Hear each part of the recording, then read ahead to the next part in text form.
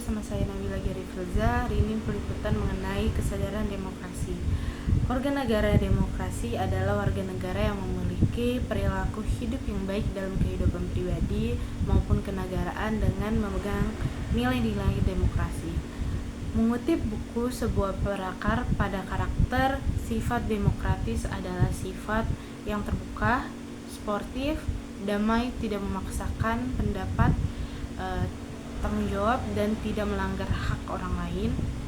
Salah satu faktor kunci dalam penguatan demokrasi di Indonesia adalah pentingnya partisipasi aktif masyarakat sipil. Gagasan dasar tentang masyarakat sipil lebih merupakan sebuah perangkat nilai yang menggambarkan situasi kontraktual antara negara dan masyarakat. Masyarakat bersedia menyerahkan sebagian kebebasan mereka kepada negara melalui aturan yang mengikat untuk menciptakan masyarakat yang beradab.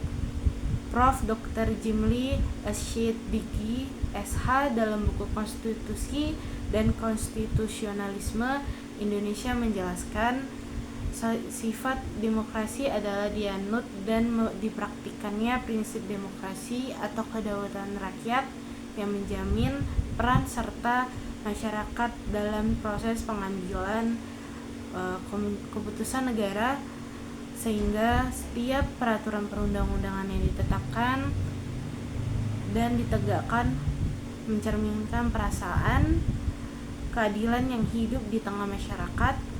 Menurut Frans Magnus Suseno, negara hukum yang bertopang pada sistem demokrasi dapat disebut sebagai negara hukum demokratis. Dewan Kehormatan Penyelenggara Pemilu DKPP, Dr. Harjono menjadi pembicara utama dalam seminar Nasional Himpunan Mahasiswa Jurusan Ilmu Pemerintahan Fakultas Ilmu Sosial dan Politik Universitas Samratulangi dengan tema Evaluasi Pemilu 2019 menuju Pilkada 2020. Beliau mengatakan apresiasi perguruan tinggi yang mendorong akademisnya untuk terjun ke dunia praktis kepemiluan. Meskipun kita demokrasi yang kita jalankan seharusnya tidak ada sesuka hati, tetapi berdasarkan undang-undang dan peraturan yang berlaku.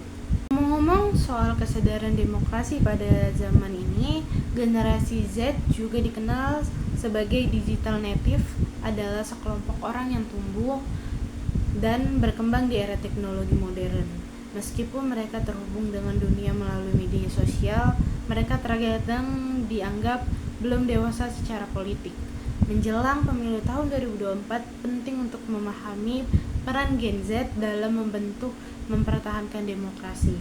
Generasi Z dianggap sebagai multitasker digital yang dapat dengan mudah beralih di antara beberapa tugas sekaligus menggunakan perangkat teknologi. Selain itu, mereka lebih cenderung menunjukkan minat pada isu-isu kesehatan mental dan melakukan advokasi untuk kesadaran kesehatan mental melalui platform online.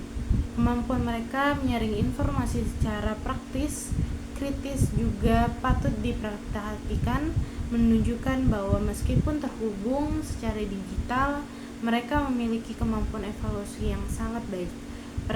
Partisipasi aktif Gen Z dalam menjadi kunci terpenting dalam membentuk arah masa depan buat negara. Partisipasi dalam kampanye sosial dan berpartisipasi dalam gerakan komunitas bukanlah tugas yang terbatas pada momen tertentu, melainkan suatu bentuk keterlibatan dan kelanjutan dalam demokrasi. Melalui diskusi publik, Gen Z dapat menyampaikan pendapat dan idenya mengenai topik yang relevan.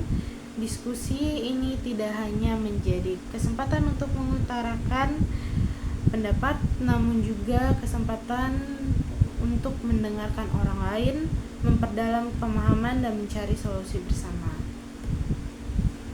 Gen Z dapat mengekspresikan nilai-nilai mereka menjadi suara aspirasi generasi cerah dengan pemahaman mendalam terhadap kebijakan. Mereka bukan hanya pengamat, melainkan pemain kunci dalam membentuk masa depan demokrasi. Dengan keterlibatan aktif, mereka merangsang partisipasi politik, memperkenalkan ide baru, dan menciptakan politik yang lebih inklusif serta representatif.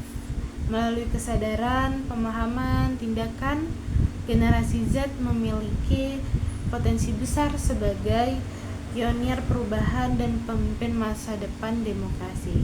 Itu saja dari saya hari ini. Terima kasih.